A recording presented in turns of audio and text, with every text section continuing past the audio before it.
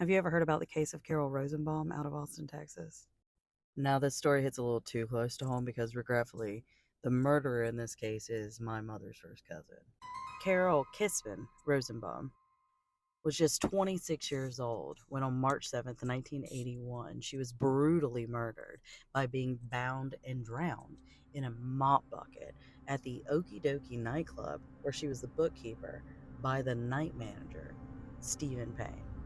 Per court documents, according to Stephen's written confession, he had left his shift for the evening and had returned a short time later because he had forgotten a phone number at the club. So he returned, used the telephone, and after he used the telephone, he began a conversation with. Sometime during the conversation, things took a turn. They went pear shaped whenever Carol, according to Payne, made some crude remarks to him about people he had been sleeping with and his recent bout with venereal disease. Things escalated and they were just hurling insults at one another. According to Payne, Carol tried to slap him, but only grazed his face. This apparently sent him into an absolute rage, and a struggle began. He wrestles her down to the ground, and when he has her on the ground, he takes his handcuffs out of his left back pocket and handcuffs Carol.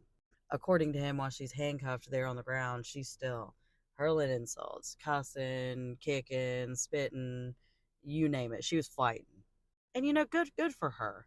Good for her. I Now there are two different accounts of what happened if you kind of go and look into this. One says he forced her up onto her feet and forced her into the kitchen.